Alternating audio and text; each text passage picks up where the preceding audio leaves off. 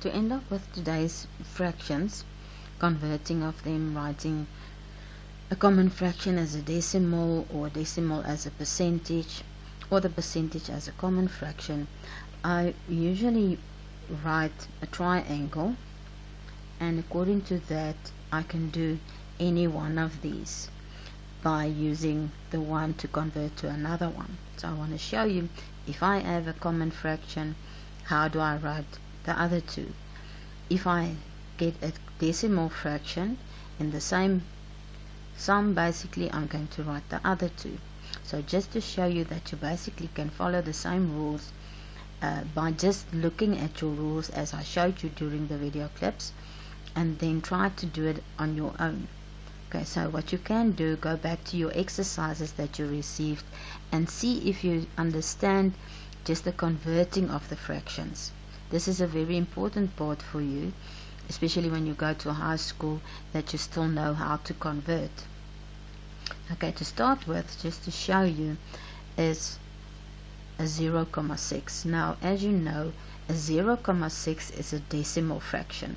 So we are basically going to start with a decimal fraction. We are going to convert it or write it as a common fraction and a decimal as well. And please, when you do a test, check what they ask of you. If it's a common fraction, that you also simplify.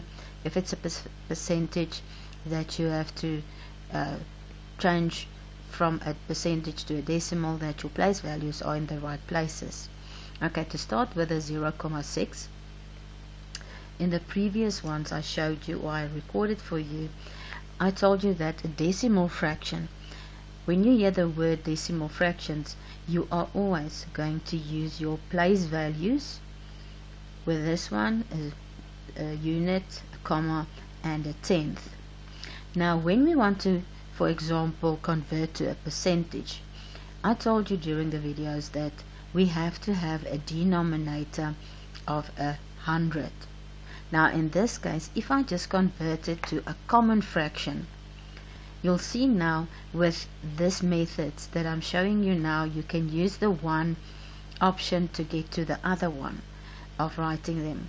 Okay, so in this case, I showed you earlier that you are going to use the place value to know what your denominator is going to be, and in this case it's going to be a tenth. Now the value under the place value, that's going to move to the numerator's place, and that's going to be 6/10. Okay, when we want to write it as a percentage, we know that my denominator, what must it be? It must always be 100 to convert it.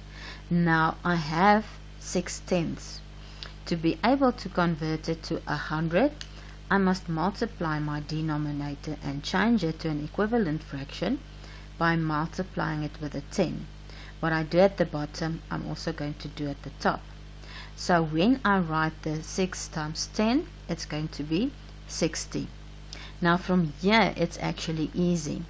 When I write it as a percentage, I showed you also that your percentage sign, it looks like it's changing from the denominator, the one with the 2 zeros, that you can write it as a 1 with the 2 zeros.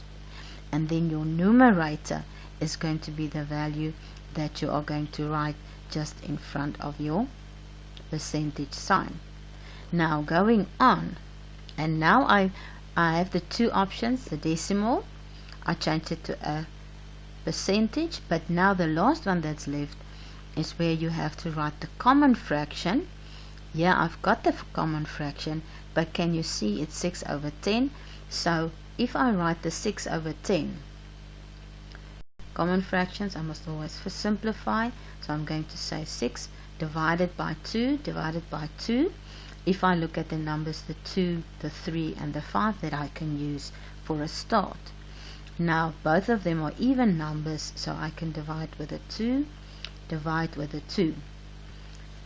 And then if I have my simplified answer, it will be 6 divided by 2, and that's going to be 3, and 10 divided by 2, and that is going to be a 5. So if you end up Just by doing these calculations together, you can basically have your decimal fraction, moving it or changing it to a common fraction, then over to a percentage, but also simplifying your common fraction. So everyone is in line with each other, basically just by focusing on your denominators and the rules that I told you that you must look at: the percentage sign, your place values, and the simplifying of your fractions. Okay, I hope for some of you can find a quick way by using these ones to get to your answers in a test easily. And this is also one of the ways that they can ask you, by putting it in columns, and then you have to change the one, say for example the decimal, to a common fraction, and then in the same question to change it to percentage. Okay, so let's start with a percentage now. See if we can do the same thing. 5%. Okay, and I want to convert it now. So remember, we have to have the three. There's a decimal fraction, percentage, common fraction. Now I'm starting with a percentage. So the first thing I have to write it as a fraction. So in this case, it's going to be, your denominator will be 100. So remember earlier we said that we are going to use the percentage sign. Actually, it's not changing it into it. We're just using it to say that it goes somewhere. Okay, and that is where the 100 comes in. And now my numerator there on my common fraction is going to become, or is going to be written as the 5 that's in front of my percentage sign. Okay, now the other two options that I still need to get to is to write it as a common fraction and then also as a decimal fraction.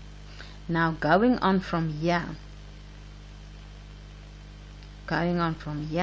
I'm just going to simplify the 5 over 100 to get to my common fraction. So I can divide with 5, and then my answer will be 1 over 20. So yeah, I've got my common fraction then. Right, now going back to the 5 over 100, I can write this then as a decimal fraction. And remember, decimal fraction rings a bell, place values, units, tens and hundreds. So in this case, before you simplified, you can go back to your denominator of 100. If you take the simplified one, you'll see that you have to change it back again to 100 because 20 is not part of my place values. Okay, so I need to go back to the 5 over 100, and I'm not going to use divide by 5 there. So 5 over 100, denominator is going to show me under what place value I must start writing my value, the numerator that they gave me. So the denominator is 100. There I'm going to start writing under the 100 my value that they gave me, as the numerator is going to be a 5. So from there, at the back, under the 100th place value, I'm going to write my 5, and then I start writing from the back to the, from the right to the left up to the comma. The comma stays there. There's no units, so my answer will be 0,05. So here, in just this small space, I showed you that you can basically get a percentage to a common fraction simplified, common fraction again, and then you can write your decimal fraction just by knowing your rules. Okay, and then the last one that I want to show you, just want to move it up, that's going to be your common fraction. And now from here, so think of what the two options is that we want to go to. So the first one is going to be a percentage, the other one is a decimal, and the order that doesn't matter. So as long as you know your rules, what your denominator must be, what your place, where your place values are going to be used, you'll be fine with doing this. Okay, so the first step that we have to do There's no specific order that you have to do it in, unless they tell you first to maybe write it as a decimal fraction or as a percentage first. So let's start first of paying attention to your denominator, because remember now your percentage must be a denominator of 100, and when we work with a decimal, it's also going to be regarding a place value of 100. So I think the first step is basically changing my denominator. Because it's a 50, I can't use a 10. So the next option I've got is 100. So now I just have to go back and say, right, the 50, what did I multiply it with to get to 100? That was multiplied by 2. And what I do at the bottom, I'm going to do at the top. So 3 times 2, and that is going to be 6. Right, this was already a common fraction. So from here, I can go further and say, on the right hand side, I'm going to write it as a percentage. Percentage, the rule there that says your denominator as a fraction or a common fraction must be 100. If it's not, I'm going to change it. In this case, it's already 100. So now I go to my numerator and I say the 6. That's a numerator value, and that is the value that I'm going to put in front of my percentage sign. Okay, so I've got my common fraction, my percentage. The only thing I still need is my decimal fraction. And now I can go back to my common fraction again. I already have a denominator of 100, so I've got my place value that I need for a decimal fraction. Right, so that is what I'm going to write. My units, my tens, and my hundreds. Okay, that is the one I'm going to have to use. Now my denominator and my place value is where I'm going to start writing. So that denominator tells me I have to start there, and my numerator is going to be the value that I'm going to start writing them under the hundredth. Now I need to find the, basically fill it up with the zeros to be able to change it to a decimal. And the way I'm going to do that, I'm going to fill it up with zeros. My comma stays where it is, and there's no units.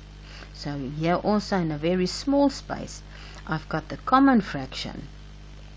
I wrote it as a percentage, but I also was able to write it as a decimal fraction just by looking at your denominator.